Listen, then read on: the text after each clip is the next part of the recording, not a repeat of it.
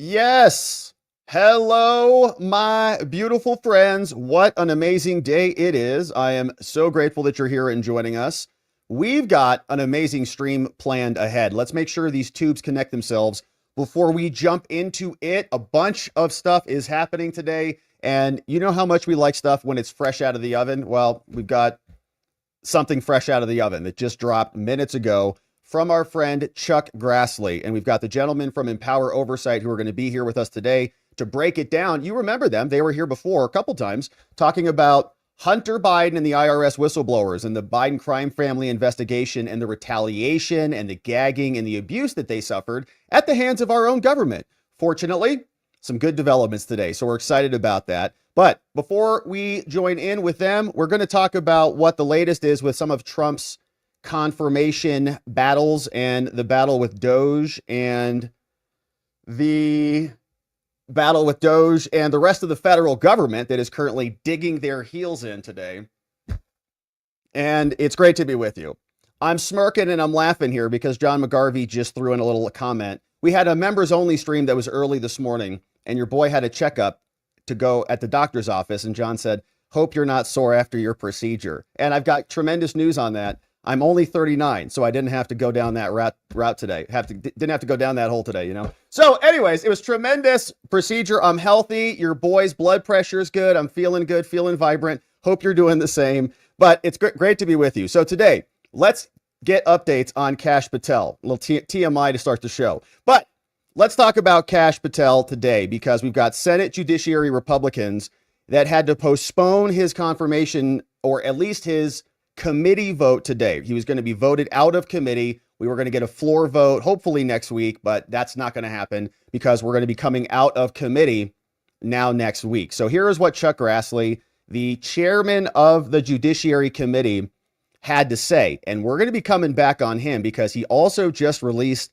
this like minutes ago, February 6th, an update on these whistleblowers. And of course, that's why we've got the Empower Oversight crew here with us. A lot of Chuck Grassley today, but we love Chuck. You can see he is telling us that the Senate Judiciary Committee is planning to vote Kash Patel's nomination out of committee next week. We were expecting that to happen today. Didn't happen today, which is a bummer, but they are telling us that it is going to happen. They said, look, Kash Patel testified already hours before the committee for more than 5 hours, disclosed thousands of pages of records and media appearances, and provided 147 pages of responses to written questions. Further hearings on this nomination are unnecessary. All right, we're not doing this over again. The Senate Judiciary Committee will not fall for Democrats' delay tactics. I intend to hold a final committee vote on Patel's nomination as soon as next week. He dropped that a couple days ago. And so then there was a kerfuffle this morning, and we had Senator Dick Durbin who came out, and he was very upset about Kash Patel's choir song. Very unhappy about that. And then Senator Whitehouse, the man who I believe is still an attendee at a racist club in his home state, also was coming out to talk about Kash Patel and how he should be able to communicate about what happened in sealed proceedings that were covered by the grand jury. But anyways, so they postponed it today. Very frustrating. Here's a little sampling of what they were talking about. Here's Senator Dick Durbin coming out again. And here's what he sounded like today with the rest of the Democrats. And I think that they're very panicked about this. And I think other people are intimating the same, including Senator Marsha Blackburn, who says, you know, we're going to get those Epstein files. All right, just so you're aware of this. You can delay this all you want. Kash Patel's going to get confirmed. We're going to get our hands on these records and all these people, including the, for some reason, sex-obsessed Hawaiian Senator Mazi Hirono. Hopefully she's not on those flight logs because that would change everything. But here is what they were sounding like today. We'll just listen to a snippet of this. Next to the nominations of individuals to serve on the courts of our land, which are often lifetime appointments, this appointment of the head of the FBI is one of the most serious that the Senate Judiciary Committee should consider. We decided 50 years ago to depoliticize the FBI, giving 10-year tenures to those who headed up the FBI to transcend any single administration or any single president. So that's one of the most important things that distinguishes this nomination from others. Secondly, we have an individual in Kash Patel who has published a book which in detail describes his view of politics in America. Yeah.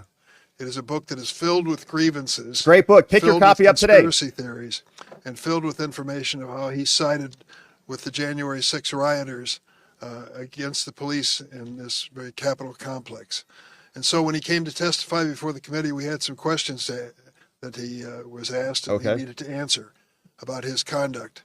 And we went through them, particularly on the element of the J6 choir. Yeah, great song. It sounds like a curious thing to spend any time on. Yeah, it does. It's a reflection on his priorities. Yeah. And the fact that he's asking to head up the most important single law enforcement agency in the United States at a time when he sided with the so-called political prisoners of January 6th instead of the brave men and women who risked their lives to protect us here in the Capitol complex. The public elected Trump knowing that he was going to pardon the J6ers. He communicated it openly and repeatedly, and the people put him in office. He came out, delivered on his promise, because the voters, by the majority, were in alignment with Trump's vision for what was happening with the Justice Department. And they were pardoned. And they wrote a song to explain the consequence of their violation of their liberties, and it went viral. And now they're still talking about this as though this makes Kash Patel unqualified, right? We got all of this. This is part of the equation. It's baked in. We want Kash Patel to go in there and to reform the FBI. That, in my opinion, there's plenty of evidence that they trumped up charges. They swore probable cause statements and affidavits for search warrants and all these things, making things up that did not happen. And so Kash Patel, being in alignment with that, I think is in alignment with the American people there, Dick. He created this musical undertaking and was proudly proclaiming it to Steve Bannon, how the hard work he went to What's up, Steve? Digitize it and create a musical work that can be played at the Trump rallies. When we asked him about him in the committee, he couldn't remember any part of it. Didn't know who the singers were. Wasn't sure what I was talking about.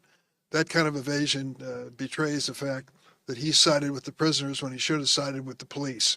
And that, I think, is something that's going to haunt him as he pursues this position with the... I think you guys are the ones that feel haunted. We can see it in your faces. That's why you're all up there kind of twitching around, especially Vermont guy. What's he doing over there, Vermont guy? All right, anyways. So that is C-SPAN, and that is what the Democrats are up to. Chuck Grassley says, listen, the whistleblower records I've received clearly show that Biden DOJ Trump prosecutions were corrupt from the start. And that undermines any faith in the grand jury process that would have required Kash Patel to testify. I won't let this corrupt process play out further in committee. So he posted that today. And this was another part of this inquiry. So Dick Durbin is obsessed with this choir song for whatever reason.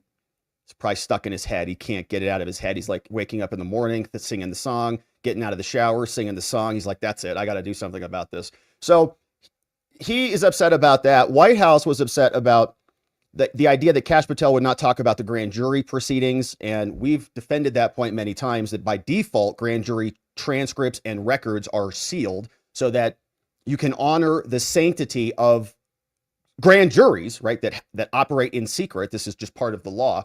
And they were wanting him to testify about other evidence that was discussed in there, right? It wasn't like Kash Patel just got indicted for shoplifting out of a Walmart and it was just him and the allegations brought by the state. They were asking about Trump and tons of other people. So they were wanting Kash Patel to reveal the innards of the grand jury transcripts, which is by default unlawful unless you get special permission from the court. And so he was acting according to best practices. They were asking him to violate what he had been sworn to do. So this is reaction to that, right? So while the Democrats are out, very upset that Kash Patel is going to be the new director of the FBI and is going to right the wrongs of the lawfare that was promulgated upon Americans, Marsha Blackburn is communicating that, you know what else we're going to get?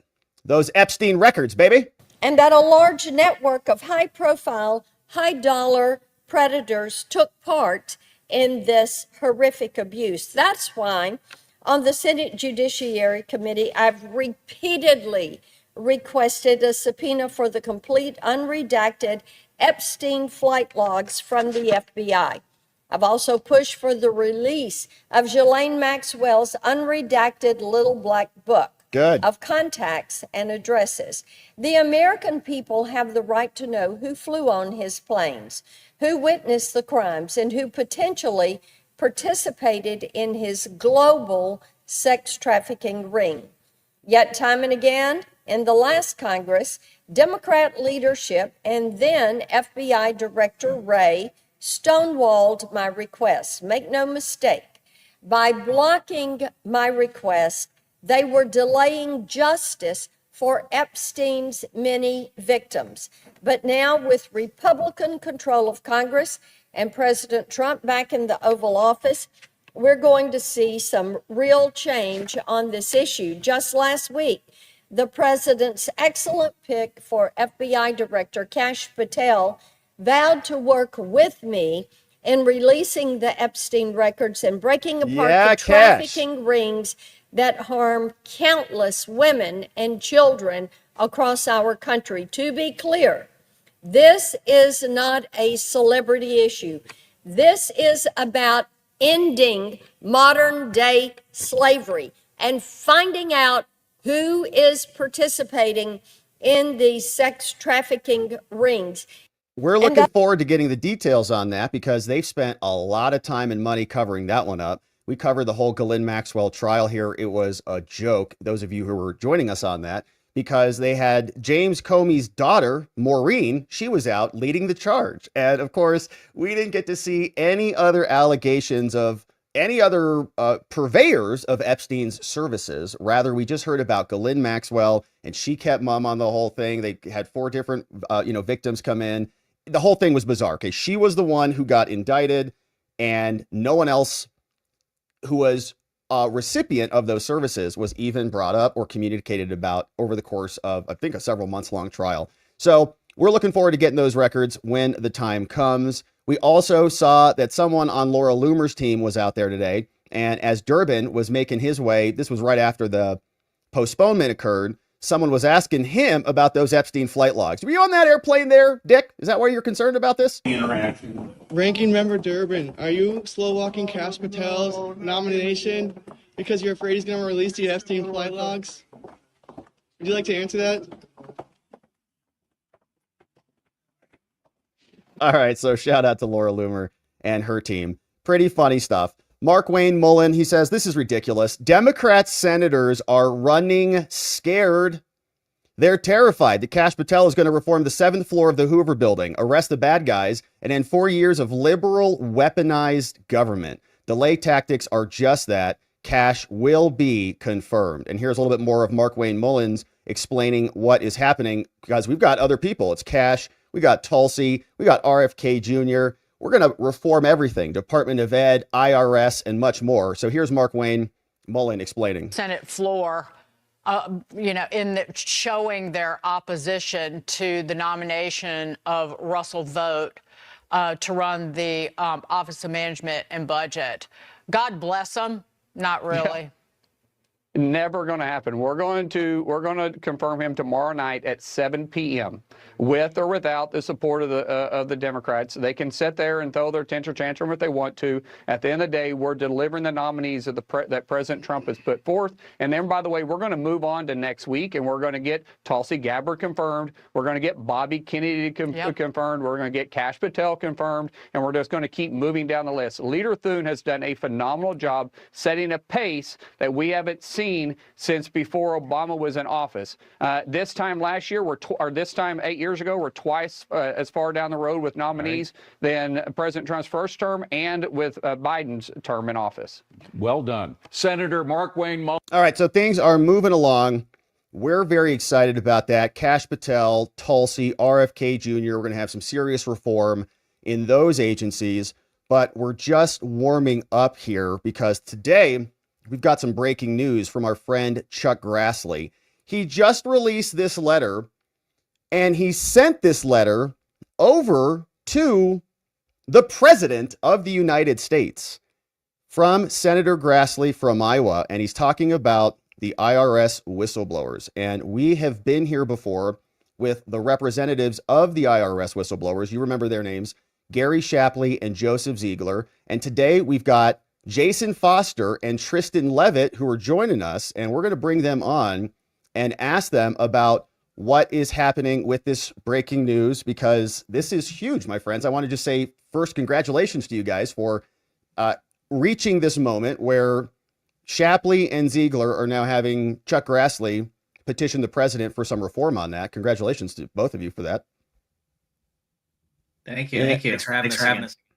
It's good to see you guys, and welcome back to the show. So I think maybe people are familiar with you and your work, and of course the IRS whistleblowers, but can you give us a quick rundown on who you guys are, what you do, kind of the importance of whistleblowers, and then let's zoom in on this because I know we've got a bunch to talk about.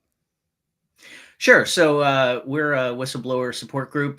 Founded it in 2021, summer of 2021, after working on Capitol Hill for a couple of decades doing oversight investigations. I worked for Chuck Grassley for a long time, and we provide free legal advice and help so that people can blow the whistle. We have a lot of clients in the law enforcement space because that's what I've had a lot of experience with, and Tristan has a lot of experience with personnel law and has been not only on Capitol Hill like me, but has also been in the executive branch dealing with the internal processes that are supposed to protect whistleblowers in the executive branch. So, that's what we're here for, help people make protected disclosures. We got a lot of FBI clients. We got the IRS whistleblower clients. Again, it's usually a lot of folks in law enforcement area trying to blow the whistle on waste, fraud, and abuse.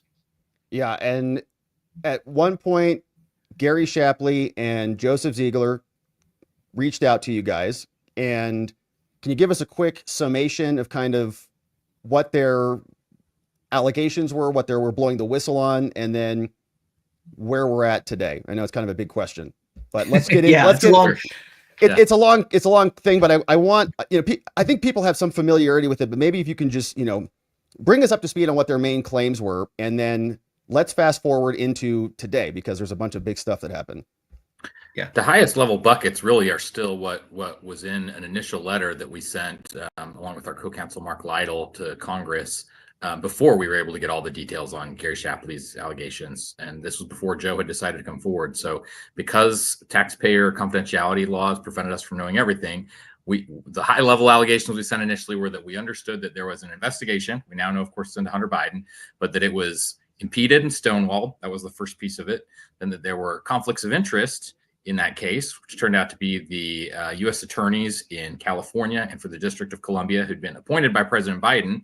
And U.S. Attorney David Weiss was coming to them, had to get their permission in order to charge the president's son, Hunter Biden, son of the person who appointed them, and they declined that. And then the third category was that the Attorney General, Merrick Garland, had not been forthcoming with Congress about the authorities that U.S. Attorney Weiss had. So Garland, just a couple months before we came forward, had in a Senate Judiciary hearing said to Chuck Grassley, "Oh no, Weiss has all the authority he would need to do anything that he wants."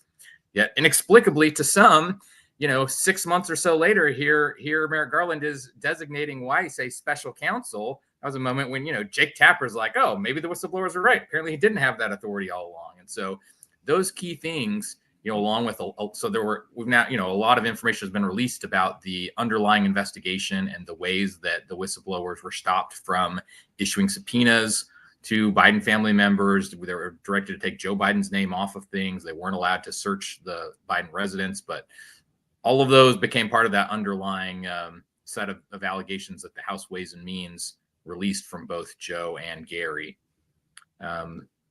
Since then, a lot has happened. That's a good place. Well, I was going to say, so just, procedurally. So then in May of 2023, while they were going up to the Hill and giving their testimony initially behind the scenes, and then the committee voted to make it public later that summer. But around May of 2023, when the IRS got wind that they were going up to Congress, that's when David Weiss, the Delaware U.S. attorney who was handling the case, called over to the IRS and said, basically, get rid of these guys. They'd actually called earlier, but they did it in May. Once they knew they were going to Congress, that's when they pulled the trigger and they actually removed them from the case, them and all the other 12 folks on their entire unit. And that, as soon as they did that, we filed with the Office of Special Counsel, which is not it's a confusing name, but it's not the special counsel. It's not David Weiss's office now. It's the administrative office inside the executive branch that hears whistleblower complaints and investigates them. We filed a complaint with them immediately and said, hey, this is retaliation. They found out he was going up to the Hill to blow the whistle on the Justice Department taking a dive in the Hunter Biden case because it's the president's son. Yep. And as soon as he did that, they took him off the case. That's a personnel action. You can't take a personnel action as reprisal for whistleblowing. So that's illegal. What do so go investigate it. That was 20 months ago. And that brings us to today and the recent news, which is after 20 months of investigating or so, OSC told us that they had come to the conclusion that IRS had issued illegal gag orders telling them that they couldn't talk about the case outside of their unit, which of course is contrary to the whistleblower law. You can go to Congress. There's a law that says you can do that. And they also, the OSC told us that we don't believe that the IRS can substantiate or can give a good reason other than whistleblower retaliation as to why they were taken off the case. So they substantiated the key part of our claim. And now that information was provided to us in an email at last month, but it hasn't, it hadn't been formalized and sent forward yet. And for lots of bureaucratic reasons I won't go into, there could be additional delays because they have to redact all the tax sensitive information that might be in the report, et cetera, et cetera. But there's nothing that restricts us from telling people, hey, these nonpartisan career staff who are the professionals at investigating whistleblower retaliation have confirmed our allegation. Yes, it was whistleblower retaliation to take them off. The IRS didn't have a good reason to take them off the case.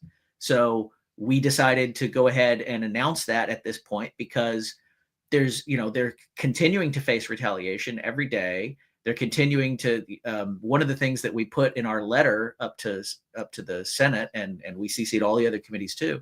One of the things we put in that letter was, we gave a concrete example. There's lots of examples of the ways that they're being retaliated against, but we gave a concrete example. Someone in Gary's chain of command actually altered an email. This is on another case. It's on a current ongoing law enforcement operation.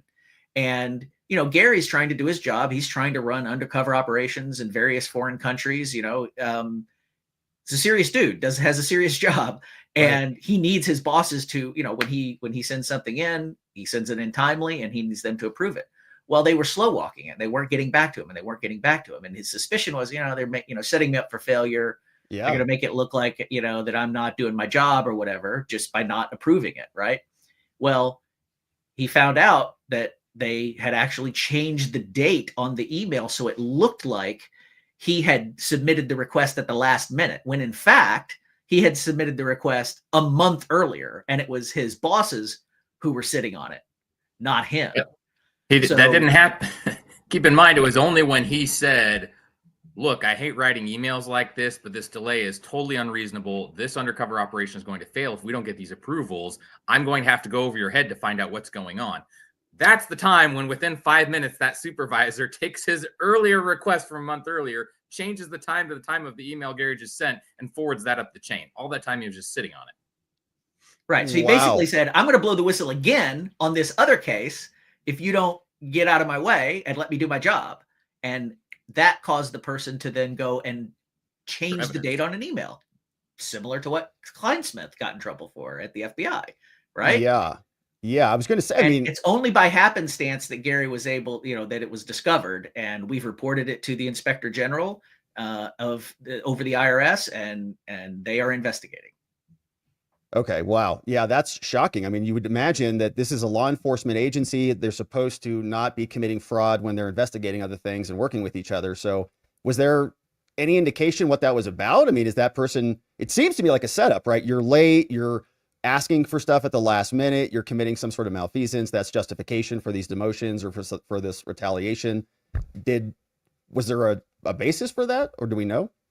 I think we don't know enough, but again, this is what, from Gary's perspective, obviously the change came as far back as a year and a half ago, and this is just one example, right? From his perspective, he says, look, I used to ask for approvals, everything was normal course of business. Then I go public, I go to Congress, suddenly everything changes. So he doesn't have earlier examples of seeing someone backdated the requests, but all the time now when he requests approval for undercover operations, it's extremely slow getting back to him where it never was before. He gets runarounds, he gets sent to this office, he gets told that office didn't get this information from this office. There are a lot of approvals, for these kinds of things. It has to go through his chain of command, has to go through international operations, it has to be approved by kind of an undercover office. But so again, for all of these, I mean, I don't, from his perspective, I don't know that there needs to be any more proximate thing than everyone hates me for what I did and everyone wants to stick it to me, right? And so they do anything they can to mess with me. Well, I'm wondering also about the information. So I read your letter, and it was awesome to see this all coming together and into fruition, and to see the OSC confirming that they were not legitimate when they retaliated against these two guys. But their email to you, I think, was pretty light, didn't really give you a lot of details on it. And so I wanted to actually show that up on the screen and get your thoughts on it, because here, let me actually pull this up in a different, well, let me just read it and then you guys can opine on it. So they emailed you, they said, we believe certain IRS communications violated US code. And I don't know if that's a criminal code, but 5 USC 2302, I'll pull it up as you guys are explaining. In addition, at this point, we believe the IRS cannot support Mr. Shapley's removal from the criminal investigation of a high-profile suspect. Did they give you any other explanation to that, or did they give you a more complete report? Or so the way this works, so at the beginning of the Trump administration, I became the acting head of this agency, OSC, and then was the number 2 for a time. The way that it works is that they administer this statute. So the whistleblower protection statutes are in 5 USC 2302. It's not a criminal statute. It's just it's an administrative statute there that says federal agencies, you cannot do the following to your employees. You can't take personnel actions against them if they made protected disclosures. And so those and a couple of other criteria are the sorts of things that OSC looks at.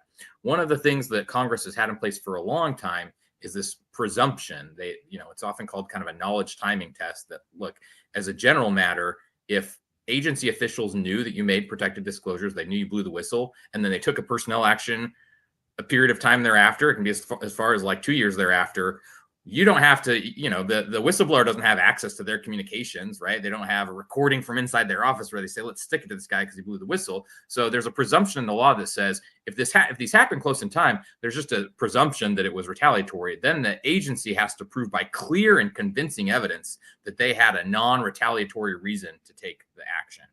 And so that's what happened here. Is obviously the removal from the case was right after, in the wake of these guys coming forward, and the IRS was unable to give any compelling reason to OSC as to why they did what they did. None of their reasons proved by clear and convincing evidence. Oh, this would have happened absent their blowing the whistle. And so it just as a matter of law, the OSC then must find that it was retaliatory for them to have done that. Right. Okay. So if in the last 20 months, the IRS had gone to OSC and while OSC is investigating, and the IRS had said, no, you don't understand. It wasn't retaliatory. We did it. Here's the following things. He was stealing paper clips, or he was, whatever he was doing wrong. Like, that's why we took the personnel action. If they had something, that they would have shown it to OSC, and OSC would have said, no, go away. But no, they said, no, 20 months later, we can't, there's no explanation for this that's legit. Yeah. Now, what we do know is, and we don't, they do write a report. The law does not require OSC to give the report to the whistleblower. They give it to the agency and direct the agency to take corrective action. But we do now, from the time we first came forward and said, clearly this is retaliatory, we do have a lot more information. So Congress did interview Gary's first and second level supervisors. There's some information out there about U.S. Attorney David Weiss. And so now what we know is, even before all this, now we know that at the time that Gary, I think we talked about this last time we were on, but Gary's whole decision to come forward was based on this red line meeting in October of 2022 that he had with David Weiss, where Weiss said to Gary, another IRS supervisor, and then some supervisors from the FBI, told them he was going to let the statute of limitations expire on the 2014 and 2015 tax charges against Hunter Biden. Those were in the DC district. He was saying he didn't have the authority. He couldn't override the DC U.S. attorney there. And Gary confronted him about it. He said, it will be really bad for the IRS if you just allow these to expire. Hunter Biden's willing to continue to extend the statute of limitations. We should not do this. This is a bad thing. And that, from Gary's perspective, that was the first time that David Weiss realized, oh, I've got a problem here. Yeah. And so Gary making that protected disclosure led Weiss almost immediately to stop communicating with Gary. Gary had been the main point of contact. He shouldn't have been, because Gary was 2 levels below what normally you'd have as the U.S. attorney. Normally your special agent in charge would be communicating with him, but because the IRS people all buried their head in the sand when there started to be problems, they pushed Gary forward to be the point of contact. But so that is when everything started to go south, that his working conditions started changing. Weiss started reaching out to his IRS chain of command, and ultimately this culminates in a December 2022 call where the IRS, again, what they told Congress was, well, we didn't have a choice, which is silly. Of course they had a choice, but there seems to be kind of mutual agreement that Weiss wasn't willing to work with Shapley. It was after his protected disclosures when Weiss learned all about these, and that's when it all separated. So that to us is the further background. That's why he was taken off the case. Weiss and both Weiss and the IRS should have done it differently, but that violates the whistleblower law. Yeah, just so you understand the process. So the OSC is writing what's called a PPP report, or they told us they were writing one. It should be done. It should have been done by the end of this month. But as Tristan said, we don't get to see it. Right? Yeah, at the end of January. But we don't get to see it, so we don't know necessarily, and they don't have to tell us, right? So that's one of the reasons we went ahead and went forward, because and meanwhile, they're facing daily retaliation of the sort I described earlier every day. And, we have a finding in our favor. Like, we just want people to know, and this thing needs to be fixed some other way, right? Like, it just, the remedies take too long. Even though it's vindication, it doesn't fix anything. He's still there. And there's still these endless, we could go to the MSPB. We could go, we could wait for them for the IRS to do their redactions. I mean, it could be months. It could be months before there's an actual corrective action that puts him back where he would have been if they hadn't retaliated against him. Yeah, and you don't ever get that time back, and the reputational damage, right? And like the opportunity cost of having to defend against all this, he could have been in a totally different part of his career. Oh, he would have been promoted twice by now, probably, at the rate he's going before. Yeah, and the reason I was asking about, I wanted to see, I'd love to read the report, obviously. I'm sure everybody would, but it's, what were the other justifications for what they did that they were coming up with that they didn't buy, that they submitted to the Office of the Special Counsel that they, rejected? Because the litany here has been pretty bad about warnings to Hunter's lawyers before search, before warehouses were cleared out and search warrants were executed and all sorts of stuff. So I was trying to gauge what their alternative explanation was for why they did what they did. I think their answer, based on what they said in the congressional interviews, and those are publicly out there. Again, Congress interviewed and published the transcript of Darrell Walden, who was the special agent in charge above Gary Shapley, and then Michael Batdorf was a director of field operations, had kind of regional supervision over multiple special agents in charge. And basically, they just said, well, we did it because we felt like, we did it because Weiss wouldn't communicate with him in the case, basically kind of DOJ made us do it, right? Which really abdicates their responsibility. But what's further ridiculous about this whole situation is, although OSC has been able to get this far and saying, okay, IRS, you can't provide a good justification for this, they've been unable to get any answer from DOJ, so they would also be investigating whether DOJ is guilty of retaliation in Weiss, again, reading Gary's, not just having that meeting with him, but again, people who have followed this closely will know that's when Weiss went back and read discovery that Gary was asked to provide. Gary's reports to his supervisors, where for 2 years, Gary was writing in those up his chain of command, these guys are obstructing the case. This is bad. They should be treating it differently. We would have handled it totally differently if this wasn't Hunter Biden. David Weiss only reads all of that for the very first time in October of 2022. And again, after that meeting, he's like, oh, we better figure out what's going on. This guy's clearly got a problem. And that's when everything goes south. And so, but again, the IRS's justification, I think, is just, well, DOJ said they wouldn't work with him. And that's not a good enough reason. But DOJ, for Weiss to come up with a non-retaliatory reason, again, as a human factor, do I understand that he didn't like that Gary had thought that his handling of the case was inappropriate? Sure, anybody, nobody likes that kind of criticism. But the law prevents you, if he came forward in good faith with his disclosures, the law prevents you from taking a personnel action in response to that. And that's clearly what this was. Yeah, and all of this was unfolding in the middle of an election year, and that, well, not all of it, but a lot of the climax of this, was really loud at that time. So that was my next question, I guess maybe to Jason, was about this 20 months ago, and is this report being drafted and released right now because of the election, because of some of these changes? Do you think that it was accelerated, or is this a normal timeline, 20 months to kind of get an answer on this? Yeah, I don't think it's related to the election or anything. I think it's slowness. It's, any whistleblower will tell you, anybody who's tried to go through this process, Congress set up this process and said, hey, executive branch, we're going to create this agency OSC, and that's where whistleblowers can go, and then they'll do an independent investigation, and then if it's legit, then they'll protect the whistleblower, and they can litigate before MSPB to protect people's rights, et cetera. But anybody who's actually gone through the process knows that, like, it's just really bad. It's just very slow. It's very bureaucratic. It takes forever. And, it's sort of like justice delayed is justice denied, right? It's like you can wait forever and ever to be, to be vindicated. But at some point, people just, they move on with their life and they do something else. You're right. If they give up. And a lot of, unfortunately, a lot of cases, end that way, or they drag on for years and years and years. And it's absurd. We think that it's pretty obvious. We don't think it should have taken 20 months to come to this conclusion, right? It's pretty, anybody looking at the situation, unless they had something behind the scenes that wasn't public that we didn't know about, that suggested some kind of wrongdoing or other legitimate reason to take them off the case, then it's obvious they took him off the case because they didn't like them blowing the whistle. And it's obvious that, David Weiss taking him off, the IRS supposedly said, well, if he's not working well with the U.S. attorneys in charge of the case, and we got to assign somebody else because, we want to preserve the case. We want to be, somebody has to go and testify, right? That's one of the reasons Joe Ziegler didn't come forth, in the beginning, because he thought, well, I'm never going to be able to be the person who testifies at trial if I'm also blowing the whistle to Congress.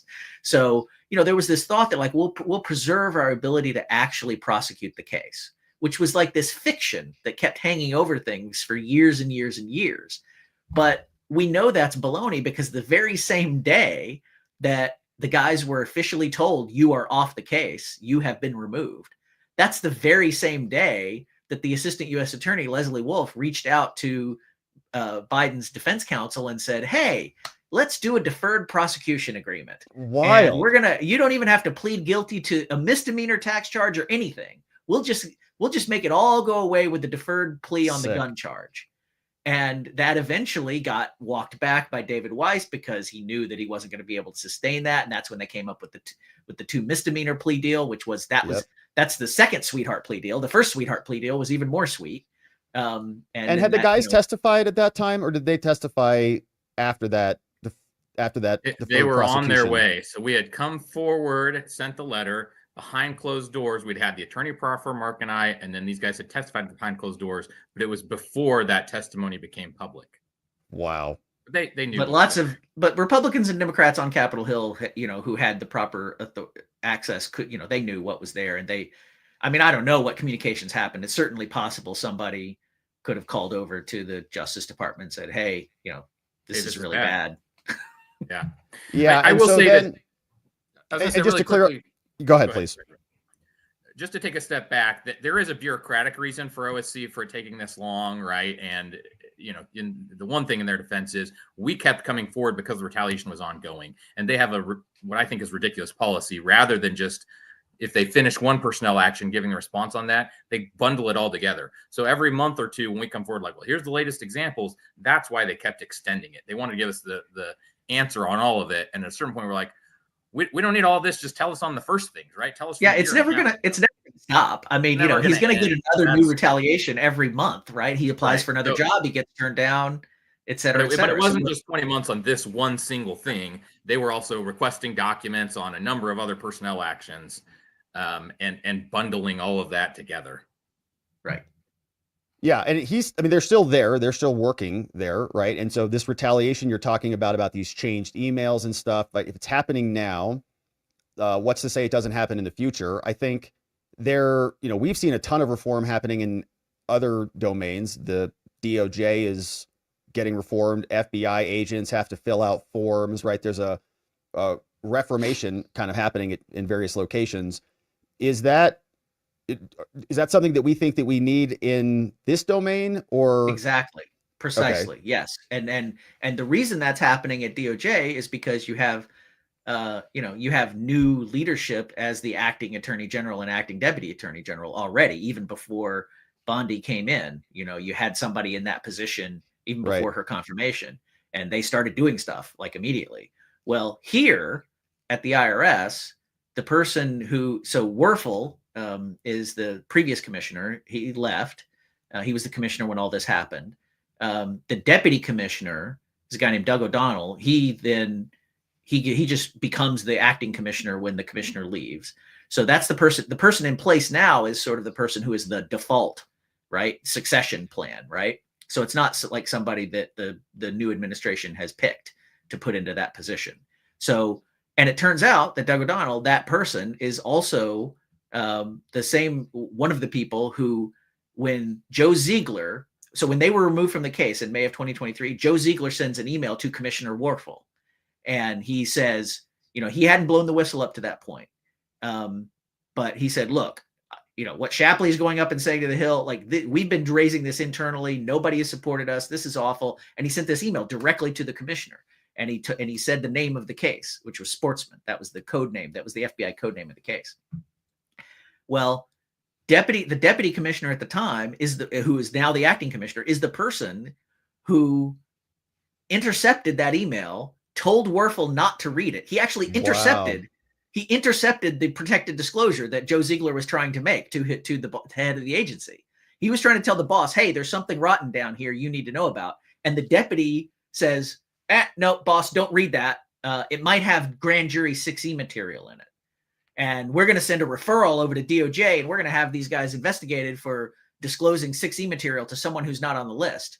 Like the head of the agency. The head of the agency. That's the person who's not on the grand jury list, right? So, they're hammering cash on that right now. I don't think it's been following that, but the 6E stuff. But here it's ridiculous because it's not even close to 6E. There is no 6E. He said you screwed up this case. He said the name of the case is Sportsman. That case name was the FBI case name.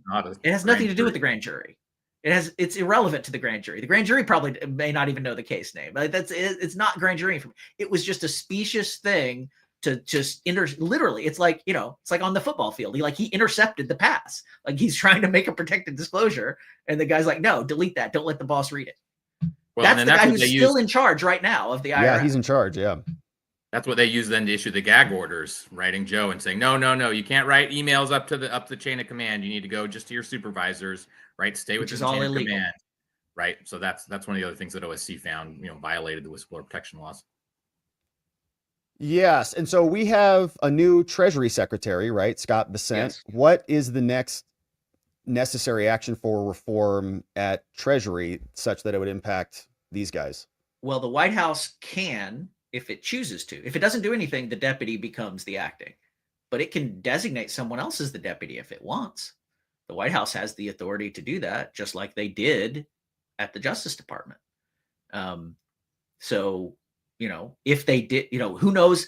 Congressman Billy Long is the person who's been nominated to be the permanent commissioner of the IRS.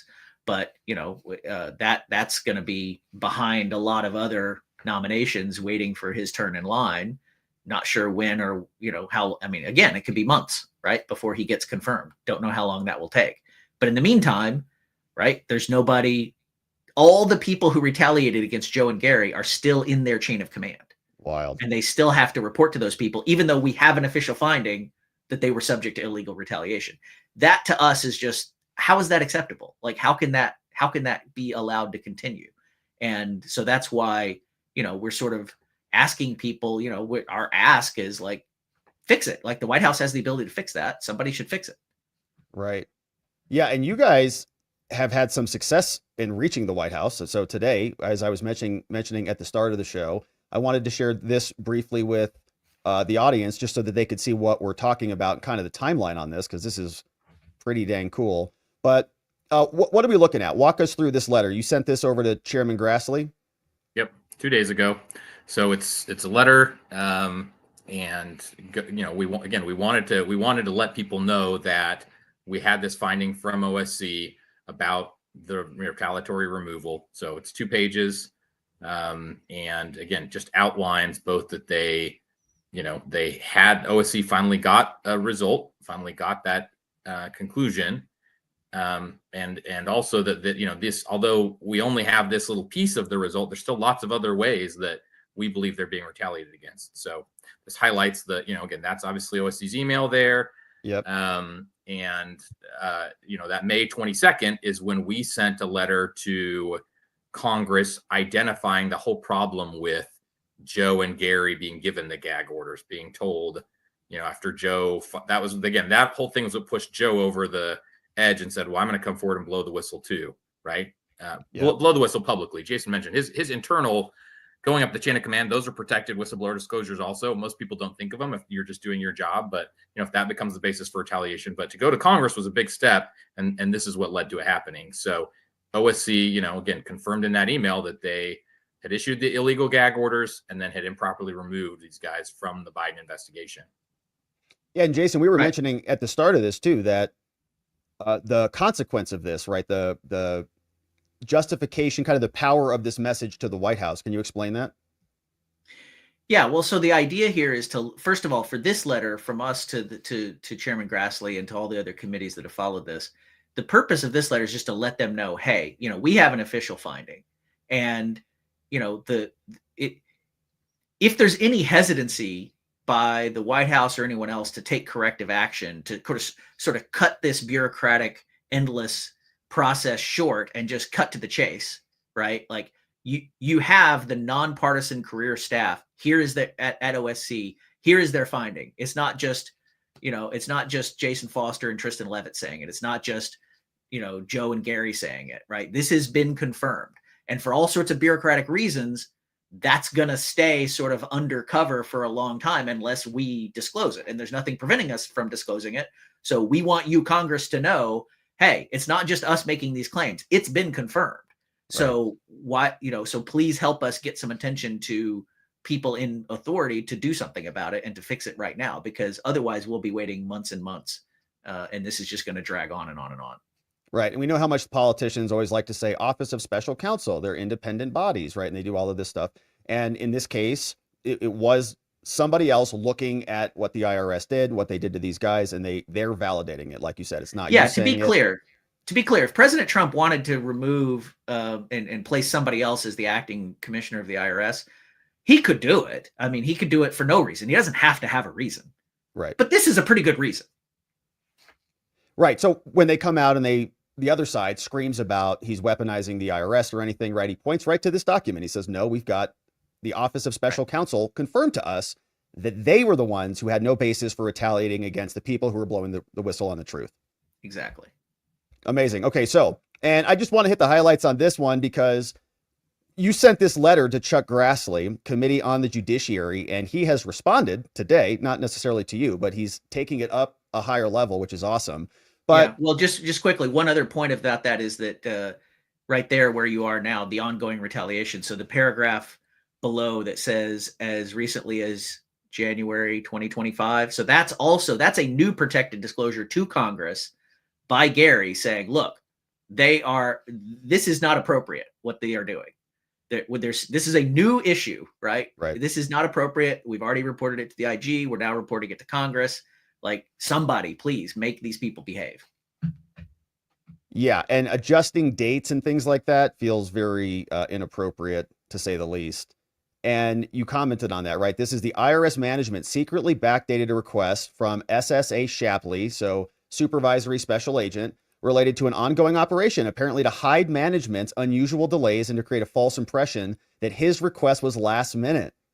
And I wrote right in my notes, I said, set up, because it feels like that. It feels like they're trying to make him miserable. And it's been more than that. I think you mentioned elsewhere in here that he's scrutinized, he's isolated, new requirements to get approvals, can't even travel without, certain authorizations. Like, they're just making his life miserable because they're so mad that he made them exposed, essentially. Right. There are dozens pages and pages of examples. Yeah. Writing all this, what I was doing right before the call, writing all this stuff out, right? Because again, whether we're focusing more on it with OSC, whether we go to the Merit Systems Protection Board, the other agency that I came to empower from, right? We have to lay all of that out, and it's voluminous. But again, you shouldn't have to lay all this out to be, again, to Congress and just say, look, this is a huge problem. Just again, skip all the process. Let's just fix it. Right. But this makes the point we thought in a, sort of a without getting into all the weeds, like, look, this is not kosher. You can't do that. Yeah, and you want a functional department that isn't Yes. treating people like that who are doing their jobs. So, Right. all right. So far, you said here, stop the retaliations. Over the last 2 years, Shapley and Ziegler have told the truth in the proper way, as is their duty. They withstood public scrutiny, and they're still suffering the consequences after having blown the whistle. And you say that the system is utterly broken, and we'll see if it gets fixed. But right at the moment, it's the same old guard, I guess, is still in place right now. Yep. Yeah, these- and it's not just the guard either. Again, I think this case really highlights that in a really big, OSC takes a long time in a lot of cases, then it's not going to be a big thing. But here you've had the whole world watching, right? I mean, just this high profile of a case, I think just really illustrates this isn't a system that works, or at least not quickly in any way. And It doesn't justice work today- timely enough for it to have any meaning. Yeah, and I understand bureaucracy and delays, and I get that, but this whole thing felt like it was timed, very interestingly with the election, and now that there's a changing of the administration, maybe people are trying to cover things up. Maybe not in this domain, but certainly everywhere else, and probably this domain too. But okay, so you guys wrap this letter up. You say these public servants stand ready to serve, and you say for decades to Chuck Grassley, you have urged the President of the United States to hold a Rose Garden ceremony to honor and celebrate whistleblowers. Please consider asking this President, Trump, to go a step further and actually elevate whistleblowers who have demonstrated outstanding performance and integrity to positions of authority to help reform their agencies. And that is exciting. So what were you thinking that might lead to, or where should that go? I mean, there are a number of positions that, for one, again, Senator Grassley's been a huge advocate for this. Jason and I, like you mentioned, worked together for Senator Grassley. This is something he's asked everyone to do. But, imagine how powerful it would be if President Trump said, you know what, I'm going to put in charge of the IRS, the biggest whistleblower from the IRS ever. I'm going to put in charge of the ATF. Right. Jason and I, we first worked together on Operation Fast and Furious, Congress's investigation of that. I'm going to put the Pete Forcelli, a whistleblower on that Operation Fast and Furious. I'm going to make him the head of the ATF. What a powerful thing to have people who have seen the problems in action and say, okay, where the bodies are buried, go fix this. You've blown the whistle. You've suffered the wrath and scorn of everyone else. You've suffered the consequences for that. Now you're in a position to go and fix it. So this is, and we knew Senator Grassley is someone that would innately understand what a powerful thing that could be. And he did. I think he got the message a bit. So let me share this letter, which just came out today. It is from the United States Senate. You can see Chuck Grassley and Ron Johnson. We're fans of both of those gentlemen. They've done some good work here that we've covered. They just sent this today, and this one went over to the Honorable Donald J. Trump, President of the United States. And so I'll just read this and get your thoughts on it. It says, all right, we've recently learned that the Office of the Special Counsel has confirmed that IRS Supervisory Special Agent Gary Shapley and IRS Special Agent Joseph Ziegler were illegally issued gag orders and retaliated against by the IRS under the Biden administration. And those gag orders were just basically they can't talk, or what were those specifically, that they can't go and testify in front of Congress? They were emails telling them, you're not allowed to, it didn't just go to them. It went to hundreds of thousands of employees. It went to everybody in their unit first. There was an email that just said, once they got wind that somebody's blowing the whistle, they sent it out an email saying, you're not to talk about any case details outside of this unit, period. And that's just a clear violation of the law. Whenever they do that, the law says they're supposed to say, except if you're going to blow the whistle to the IG or to Congress, or right. The law says you have to tell them that if you tell them to keep their mouth shut. And they didn't. And the other gag order was an email directly to Joe after his email to the commissioner saying, no, don't send emails like that. Wow. Okay. So now being called out, right? They were illegally issued gag orders and confirmed by the special counsel, right? And now Chuck Grassley can now take that as cover and elevate that up to the president, and retaliated against by the IRS under the Biden administration. And I think we've talked about this, but the basically big one, I think, was a demotion, or they were trying to demote him or force a resignation. Yeah, well, the one specifically here is that they removed them from the case that they had been working for. Got it. Which is a substantial change in their work duties, right? And there was no legitimate reason for it other than, the retaliatory animus of David Weiss, because he was the one getting called out for pulling punches and taking a dive. And maybe Amazing. IRS leadership, once they learned Weiss doing that to Gary Shapley, made him go, well, I'm going to have to go blow the whistle further. I'm sure the IRS didn't like that either. Grassley says these IRS whistleblowers made lawful protected disclosures about the IRS and the Justice Department playing politics by improperly pulling punches in the Hunter Biden tax case. Their whistleblowing exposed to the public that Attorney General Merrick Garland and his DOJ misled Congress and the public about the role that the Biden administration attorneys played in blocking charges against the president's son. Any thoughts on that paragraph? I mean, we've talked a lot about here. The one that shocks me the most is the warning to empty the storage facility before they executed the search warrant. But anything beyond that? Well, it's just a basic ethics thing. It's just plain as day, right? You can't have, if you have an appointee of President Biden making a decision about whether to prosecute President Biden's son, Right. That's a conflict of interest.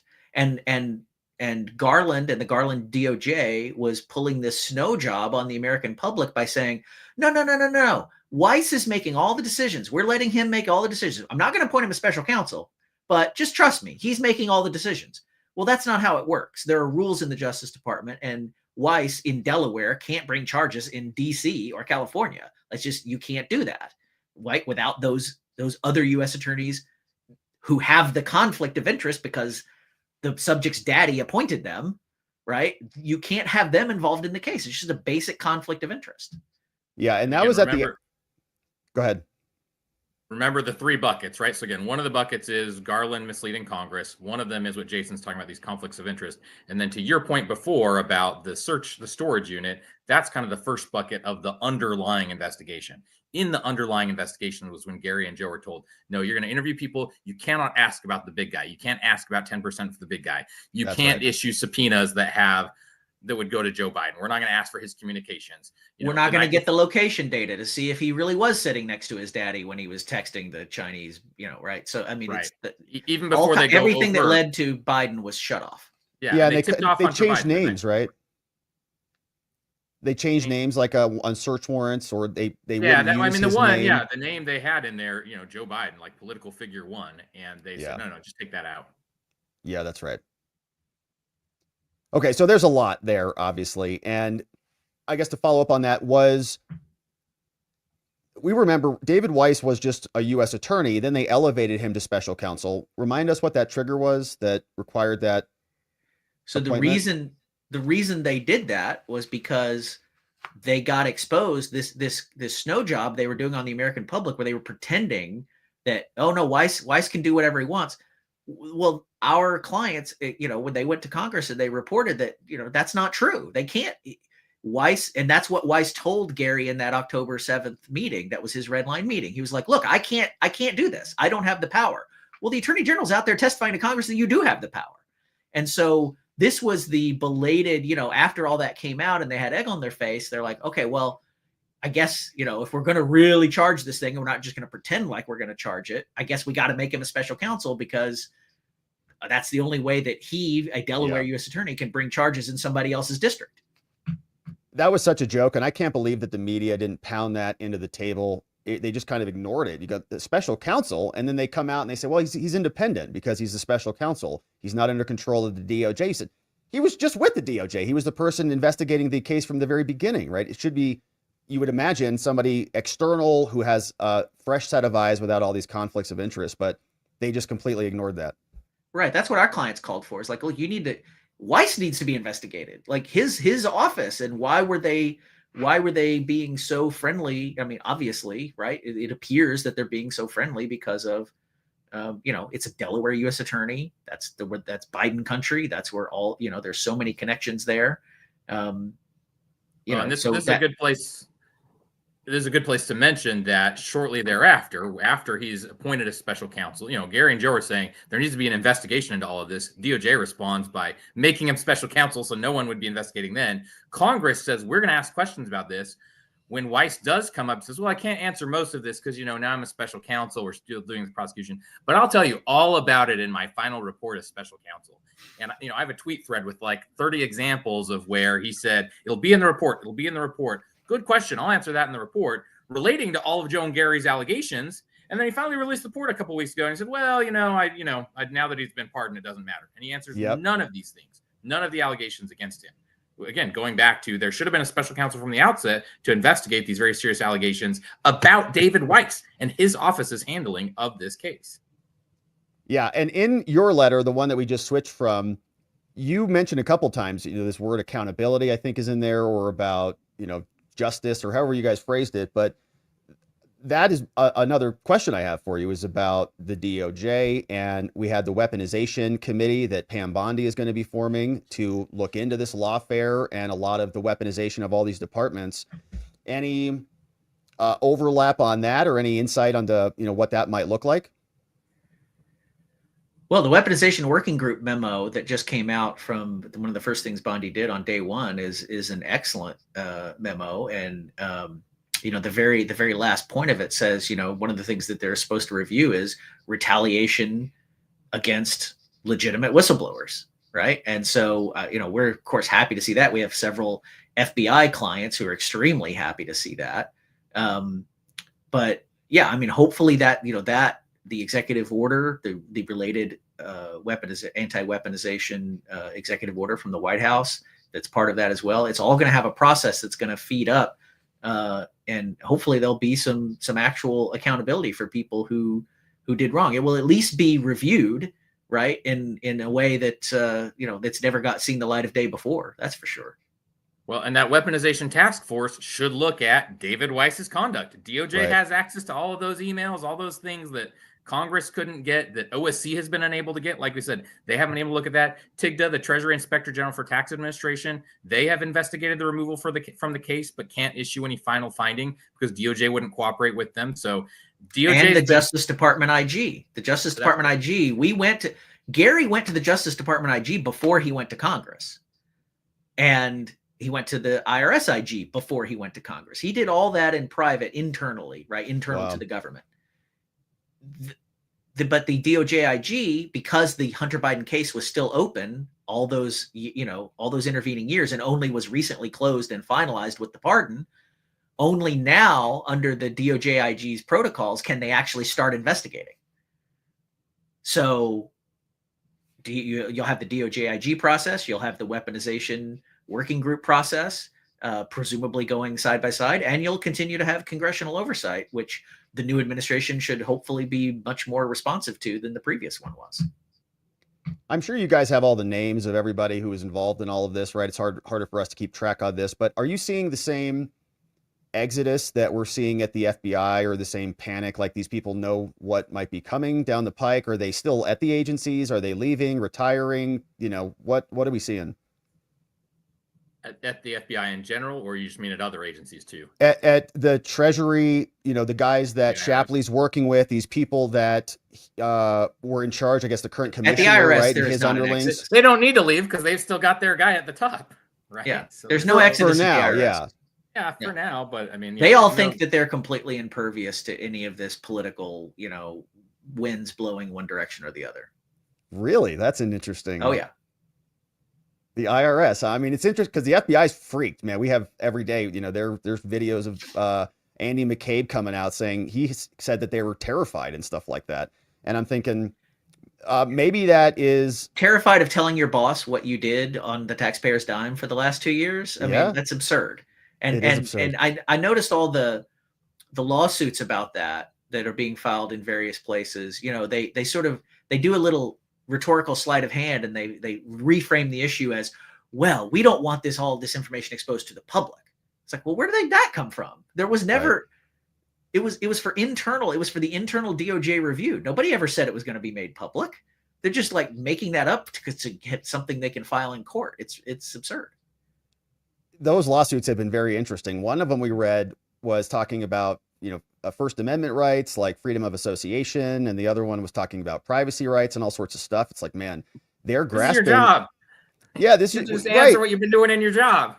fill out the form. And the FBI AA, they were advising them to like insert a disclaimer into one of those extra text boxes so that they could, I guess, not answer the questions, like invoke their right to remain silent or something. It's one of the strangest things I've seen. So I get, are we gonna need that same type of mechanism at the Treasury, at the IRS, to clean this up? How do we do that? Well, one perspective is this, right? There have been lots of FBI whistleblowers, and we've represented a number of them. I've testified for the Weaponization Committee about a couple of them, or a couple of times about them. We've seen lots and lots of examples.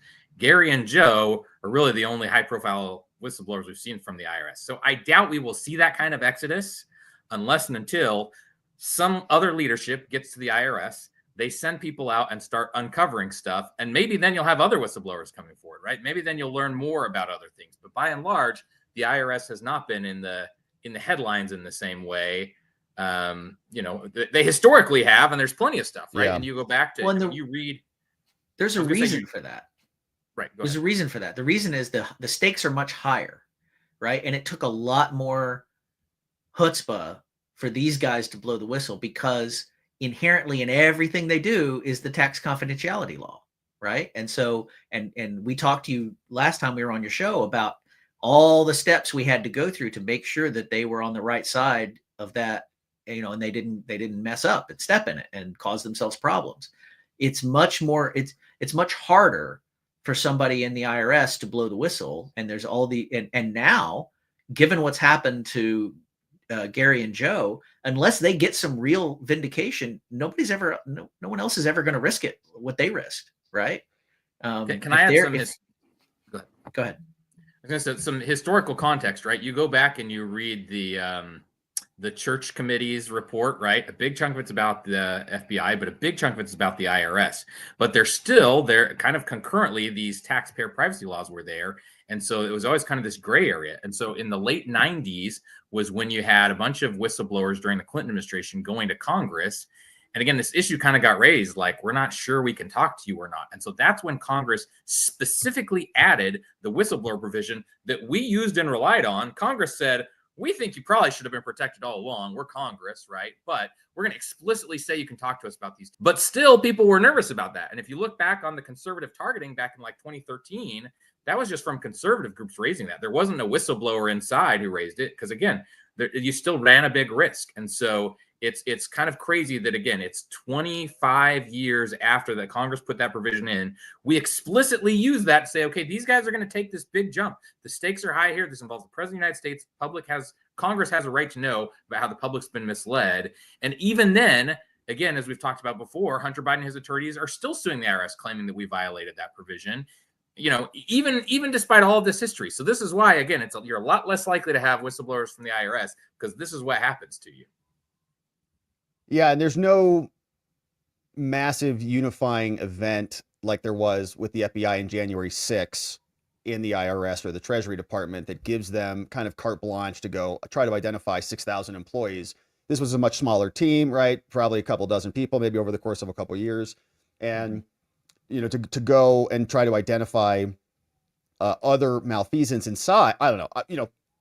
We just have a lot of excitement watching what's happening with USAID and the idea that they may take this type of modality to other departments and kind of clean out a lot of the garbage that's been building up over the years is exciting. And I think that if we have people like Gary Shapley at the top, or have some role in the process, that would be pretty amazing. And so let me go back to this letter. And thank you for that detour and that explanation on what that means. But here this letter continues, says, after blowing the whistle at the Justice Department's direction, so DOJ and IRS implicated, the IRS removed the whistleblowers and their entire team from the Biden investigation. They had worked diligently for 4 years. It's been 20 months since the whistleblowers sought relief through the normal administrative and legal processes. While there is now an official finding, which is thanks to you guys, that the IRS could not support its removal of the whistleblowers still face other types of ongoing retaliation every day at their job. This is unacceptable, and you have the power to put it to a stop today. Grassley says, we've been informed that the senior IRS management who refused to do their job rolled over for political corruption at the DOJ. and targeted the whistleblowers are still in charge, right? And that's what you guys were just warning us. That's the current acting commissioner, right? Yep. We've been informed that these officials have not stopped the retaliation against Shapley and Ziegler, and the bureaucratic processes that are supposed to protect them are too slow and ineffective. So this is Grassley to Trump. He says, you must hold IRS leadership and the retaliators' feet to the fire. You must ensure that these brave whistleblowers no longer face retaliation, which would serve as a great step in restoring the public's trust in the fair and equal treatment of taxpayers that was so damaged by the blatant corruption and special treatment that provided protection and benefits to the Biden family.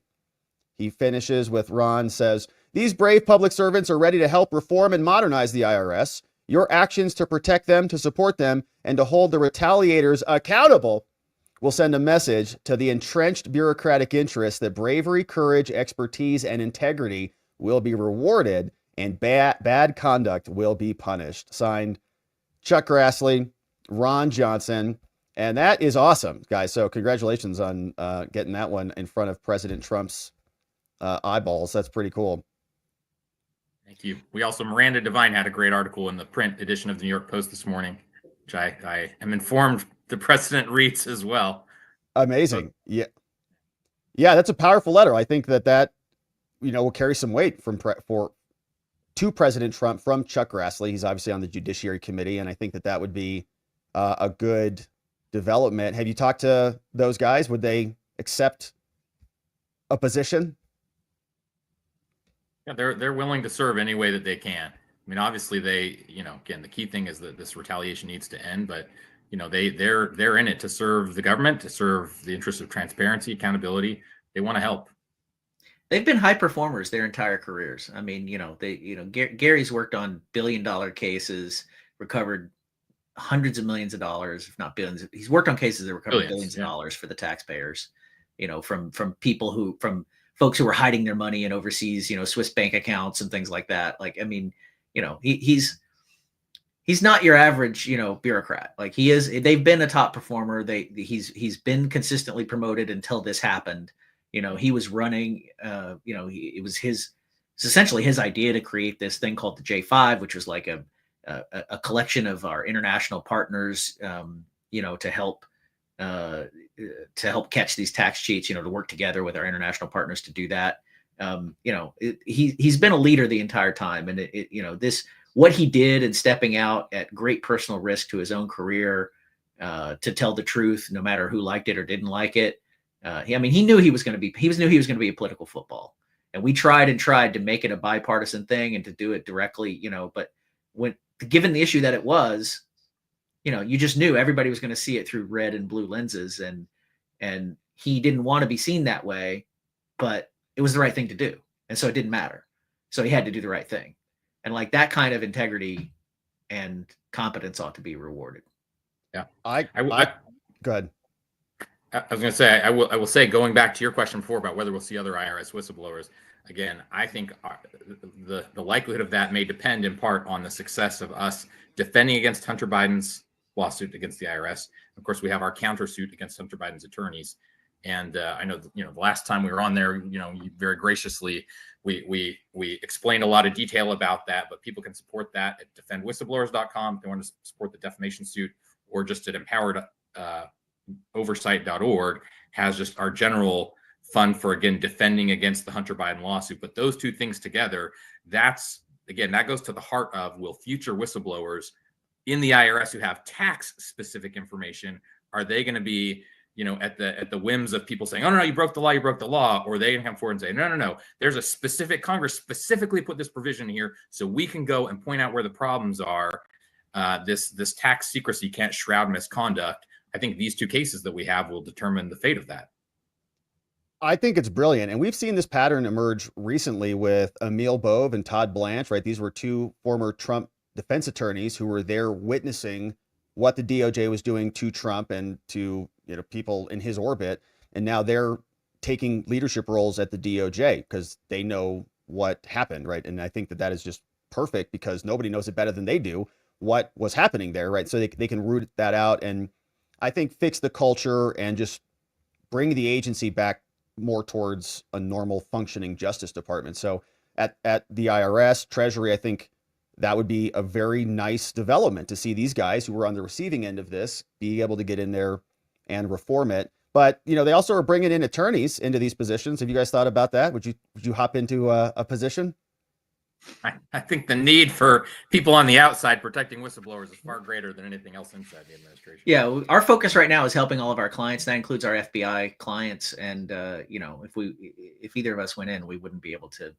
We'd have to be recused from those cases. So I think we want to try to get them. We want to see it to the end and get them the justice that they deserve. And I think that the Bondi memo on the weaponization working group is an excellent start with all the DOJ stuff. And I think we need this. We need a similar kind of energy in terms of holding the IRS accountable too. Yeah, and I think accountability is where we're going to spend a lot of our time. I don't want to forget about these things. I don't want to forget about Leslie Wolf or David Weiss in these cases, or the prosecutors of Trump or the J6ers in the other cases. And I hope that we do get some scrutiny on this. What when it comes to accountability, you guys have spent a ton of resources and time and money defending your position, and I know you've got this case, this defamation case against Hunter's attorneys. But can you talk to us about how we can support you in resources where people can contribute to you so that whistleblowers continue to speak out, right? You guys are supported by the people, in many ways, and we're grateful for the work you do. So can you talk to us about that? Yeah, I mean, empoweroversight.org, there's a donate button there. That's for just our general fund. If folks want to help us in all of our work, and then, defendwhistlblowers.com or defendwhistlblowers.org, they both work. That's the specific Give, Send, Go fund for funding defamation suits against people who lie about whistleblowers, as a way to attack and retaliate them without any accountability. So, we really need to build those up as a war chest to be able to, have the bandwidth to do more than just one or two big cases. And so, anybody who wants to support us there, obviously that is extremely appreciated. And what does accountability look like when somebody gets pardoned, like Hunter? Are there still actions and methods of recourse that you can take? Accountability, I mean, in the criminal process, right? It is what it is, right? And you're an attorney, right? So that's pretty well prescribed. I think what there's much less of a public understanding of is what accountability for public officials is, right? They don't get charged. They're not tried by a jury of their peers, right? And so that's where we try to focus. And that starts with transparency. You can't have accountability with transparency because you've got to have people bringing the problems to light. And sometimes, in some cases, that's the only accountability there will be. Ideally, people should be fired. Sometimes there should be other consequences. But if nothing else, at least having the public know from A to Z what really happened, that's the biggest accountability that there often is. But we certainly, part of accountability is also making sure that people who are wronged get made right. It's corrective action and then punishment for those who committed the wrongdoing. Yeah, the problem is you had these two situations where when it came to J6 and the Justice Department, they were just slamming on the gas. They were all on gas, go, go, go. And then when it came to the president's son over at the IRS and that investigation, it was slamming on the brake, right? And there are people who are in the bureaucracy who are responsible for those decisions. Some of it may not even be misconduct, but just, allowing politics to infect the process in a way that it shouldn't. It might not technically be illegal, right? But it's wrong and it shouldn't happen. But if the only thing that happens to them is a couple of bad news articles and that they get name checked in, and then they go and they get a job at some big law firm and they're charging $1,200 an hour, and, hey, all publicity is good publicity. And, so folks on their side are going to hire them for big cases. Like, that's not a disincentive. Like, right. What's the disincentive for the other side to not do it back in the other direction? Right. So, I mean, that's the fundamental problem that I see. Yeah, and it's a lot of time and resources and expenses just to defend these guys and just to basically keep them at the status quo. And, they're not going to get that time back. They're not going to get that money back. And if they just, they're not even getting an apology letter, it sounds like, from what happened to them. It's just like a little email and a blurb like, we screwed up, and maybe they can get a promotion back. So, in the future, that feels very unjust. Meanwhile, everybody else gets to maybe sort of leech off the Hunter Biden pardon and get forgotten about as history continues, at rapid speed. I hope that does not happen. I think there should be a cultural shift that we're seeing in the FBI and other agencies in the IRS. And I'm glad that President Trump is going to get Chuck Grassley's letter on his desk, and hopefully he does something with Shapley and Ziegler. That'd be amazing. Well, if that weaponization working group process goes forward, though, I mean, if you read that memo, it doesn't sound like those things are going to be forgotten about. And, they need to, these sort of two tracks. They need to get back on track of just, being law enforcement and being cops and stopping violent crime and focusing on the things that people actually care about, but there also needs to be a measure of, a measure of accountability for the people who made those decisions to politicize it in the other direction before. And, so that there's some disincentive so that people think twice, including the people who are there now, right? And you don't need to go overboard in the other direction, because if we just, but then that becomes banana republic stuff. If we're just ping ponging back and forth, depending on who won the last election, and then everybody else is investigating the other side, right? Like, there needs to be some, let's focus on what we're supposed to do instead of spending all this time chasing down grandmas, who were in DC on January, on January 6th. Why don't we spend time putting, gangbangers in jail? Yeah, and the internal corruption, and I love how you phrased it, how they hit the brakes and they push the gas. It was like the inverse of one another, right? January 6th was, as we're learning, it's like 6,000 FBI agents over the course of these years working on prosecuting these cases, and in my opinion, elevating charges that shouldn't have been elevated, and so on.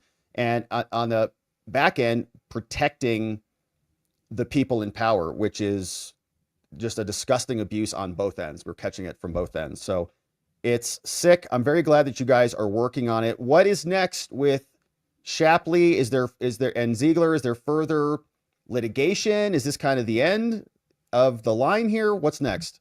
Well, we may be starting discovery in the defamation case soon. I have to drop off. So okay, Tristan. Thank you so much. Thank you so much. Thank you so much. And we'll wrap it up. I know we're going long, but I just wanted to. That's all right. This will be our last question. Yeah, no. The next step in the defamation case is discovery, right? So, and we have a pending appeal in the Court of Appeals. They were denied the right to intervene in the Biden v. IRS case. We said, look, they have discovery rights there. Then they're going to be different if they're a party than if they're not a party. So we have that appeal coming up. So, our position is we shouldn't start discovery in the Biden v. IRS case until the Court of Appeals says whether or not they can intervene as parties. And then, in the defamation case, it's time, there's a pending motion to dismiss. But the way the court works, I guess, is that they go ahead and send out the standing order on discovery. So, I don't know what that means. I don't know if it means we don't know when the judge might rule on the motion to dismiss, or whether he'll rule one way or the other. But, we can go ahead and start the process of discovery, conferring with the other side and mapping that out and getting that going. And Awesome. We'll start to see what, we'll make our request to see Abby Lowell's emails and what reporters he was talking to, and we'll find out. That's going to be great. That's going to be great. I can't wait to see it. I know we stayed over a little long. Thanks so much for coming by. So Jason Foster, once again, Empower Oversight, and the best place to follow you. EmpowerOversight.org. We're on Twitter, EMPOWR_US, on X. And EmpowerOversight.org is the website, and DefendWhistleblowers.com is the Give, Send, Go. Amazing. And Give, Send, Go, and that people can actually contribute to that to help fund the work that you're doing. Yes. Awesome. Absolutely. Well, my friends, make sure you're supporting Jason and Tristan. They're doing awesome work. They were very instrumental, I think, in bringing us the truth this last election. And now their work is landing on President Trump's desk. And hopefully we have a much better IRS and Treasury Department coming soon. Jason, thanks so much for coming on, man. It's always fun talking to you. You guys are doing amazing work. Thanks for having us again. Appreciate it. All right, take care. We'll see you out there, my friends. See you, Jason. My friends, Jason Foster and Tristan Levitt, Empower Oversight, bringing us the latest news on Chuck Grassley, urging President Trump to elevate these whistleblowers, give them some responsibility so that they can clean house in an agency that definitely needs it. So we're very appreciative of them both. Check out Defend Whistleblowers and their websites so you can make donations to them and support the work that they're doing. Let's see what you say about this, my friends. Thanks for hanging with us as we got the latest news from them. Let's see what you say about, oh, and I forgot to bring this up too, but look at this timeline on this thing. So this is on their website, empower.us without the E at the end. This is what has been happening in this case. This is the timeline that they put together, and it just keeps going. This is all the work. 2021 we're now into, 2022, and it ends in 2023. Right? This is their timeline. This is what these guys do. Very smart lawyers. All right. So thanks for supporting them, and we appreciate them coming on the show. But now let's see what you have to say about all this, my friends, and see who is here and joining us on the day. We've got this one from, hey, what's up? Donut is here. Says tomorrow is a Friday. It's an amazing day. Can't wait for Friday. Can't wait for it. Hey, Rick Morgan. What's up, Rick Morgan? Welcome aboard as our newest supporter. Glad to have you here. We'll see you tomorrow on the members only stream. Hey, Voice of the People's here. I saw Voice is doing a stream later tonight. Great to have you, Voice, bringing in 10 new membos. Search and Destroy is here. Ganzilla Reactions. We got Steve VC, Hugo Itano. We got ASD. ASD is here. Simply Susan, welcome. Brittany May, Ronnie V, Printer God, and You Skate Diaries in the house. Stop the Fraud, China Fraud Hustle is here. Says Tristan, any connection with China, Hustle, and Biden crime fam? For Tristan. Should have asked him that. 609 likes, says Lenny Malley. Thanks for liking this video, sharing it, and subscribing, and God bless you all, from Lenny Malley. Thank you, Lenny. God bless to you. Hey, Stop the China Fraud Hustle says, check CCP oligarchs and $100 billion stock fraud as well. Glocky's on Local says, it's politicians like these that the founders warned us about and wrote the Constitution. If she will do this to herself, she would have no problem doing worse to people that don't vote for her. What did this say? She underwent what to avoid pregnancy during the Trump? What did she do to herself? Wild. Hey, this old guy says, Kash Patel's experience as a public defender, followed by becoming a prosecutor on the inside of the DOJ, and then his work on Nunez, makes him the most knowledgeable people amongst the most knowledgeable people Trump has nominated. Dems are running scared because he knows where all the bodies are buried. I think that's exactly right, this old guy. Glocky's here.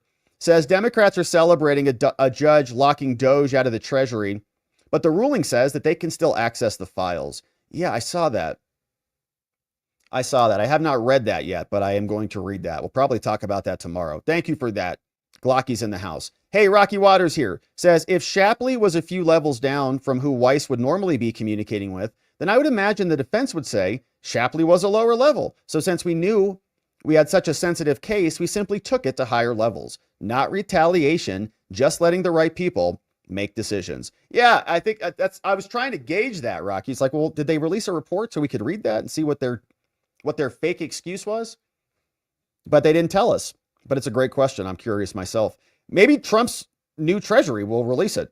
Ms. J, what's up, Ms. J? 2 babies and then some. Thanks for being a member for 19 months, Ms. J. Lisa Parker's here. Welcome aboard, Lisa, as a new supporter. We'll see you tomorrow on the members only stream. Hey, Sharpening Man in Texas says, great job as always, Rob. I brought in a new watcher today. Hey, welcome aboard. Sharpening Man in Texas. 11 months as a member. Great job as always. It was great. Those guys are super smart. And, I'm not sure I do their work justice when we have conversations, but we appreciate them coming by. What's going on? Wendy's here. Wendy W is coming in. 5 membos coming in. Audra De Leon, welcome. Mary W, 45 in the house. Chris L. We got Melanie Snare. We got Peter Pan is here. And thank you, Wendy, for bringing in 5 new membos. We're grateful for you. Hey, it's viewer night on Off Label Podcast. Some of the regular names you see here will be telling their thoughts tonight. Come join us after, Rob. By the way, Rob, still waiting for you to grace us with your presence one night. Well, it's going to be a lot of fun. I can't wait to do it. And Voice, tonight's probably not a good night, but another night would be a lot of fun. And so you have a great stream. Have a great, I will come. I would love to come at some point. But tonight will be you guys are going to rock and roll. It's going to be party time. And let's schedule another time. And I'm not joking about it. It'll be fun. I'll come hang. Hey, what's up? And thanks for the nice dono. I agree. We need Rob to come join. I would love to. It would be fun. Useful Idiot says, one thing needed in Congress, an independent arbiter to determine what the House and the rules should be, someone who is not a member of Congress. Oh, I see. Like they need a constitution kind of a thing, like an internal House constitution. Hey, stop the China fraud hustle. Says, read Giuliani's book called The Biden Crime Family. Yeah, there's a lot of crime there. Rocky Water, what's up? That was great stuff. Thanks, Jason and Tristan. Much appreciated. Yeah, they're good. They're good dudes. And they're working their butts off. And they're getting letters on President Trump's desk, courtesy of senators. Larry Pickett, what's up, Larry Pickett? Welcome aboard to our shout-out supporter level on YouTube. Great to have you. Deluxe Knight says, it would be awesome if there was a simple roadmap to auditing my home state of Washington. I know they would probably find fraud under the first stone turned, just like Elon and his crew, especially since my state was the leader in immigration lawsuits and sanctuary states and cities. From Deluxe Knight. Yeah, well, these left coast states, I'm not sure you're getting an audit. I mean, their whole infrastructure is based around fraud and corruption. Hey, what's going on? We got this one from Jigam. Says, dang it, I didn't get this done in time. Still not exactly finished. Oh, well, Jason and Tristan were great guests. Thanks for having them. They're super great.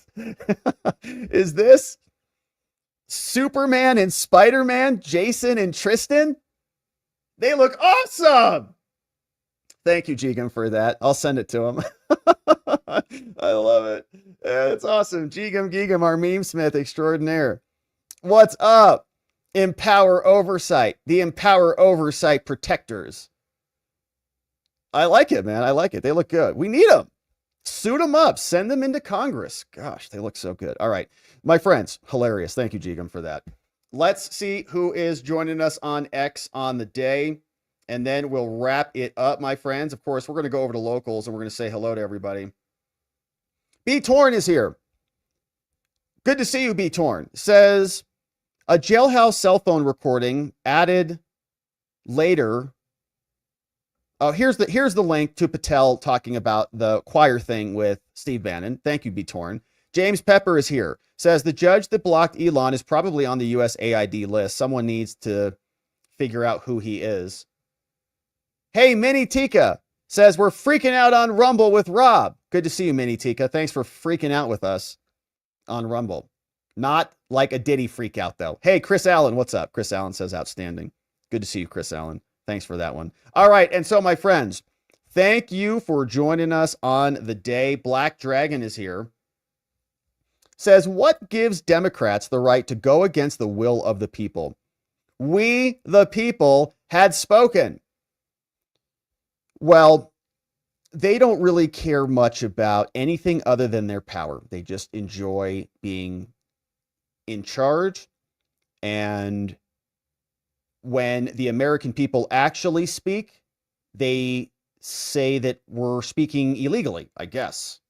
And that we didn't actually want Elon. We didn't actually want Trump or these things. Of course, we do. They're scrambling, Black Dragon. I think that social justice or equity or whatever's happening in their brain is justifying their actions, but I don't think it's so much connected to reality. All right, and so, my friends, thank you so much for sending those in. Thank you, Donut, for clipping for us. John in the house. Appreciate you, gentlemen, for doing that. My friends, that is where we're going to leave it on the day. It has been a very great stream. Once again, thank you to Tristan and Jason from Empower Oversight for coming and educating us on what's happening out there. And thanks for supporting their work. Check out their links in the description below to follow them on X, to go to their website and keep an eye on what they're doing, because it's good stuff. Maybe we'll wake up and Gary Shapley will be running the IRS. A boy can dream. All right, and so, my friends, we'll leave it there. We're going to head over to Locals, watchingthewatchers.locals.com for our members only after party. We would love to see you there, but if not, we're coming back here tomorrow and we're going to get into it again. Membos in the morning. Otherwise, my friends, we'll be back here at the regular time. And in order to do it appropriately, we're going to need to see you right back here so that together, with your help, we can shine that big, beautiful spotlight of accountability and transparency down upon our system with the hope of finding justice. Make it a beautiful night, my friends. Sleep very well. I'll see you right back here tomorrow. Bye-bye.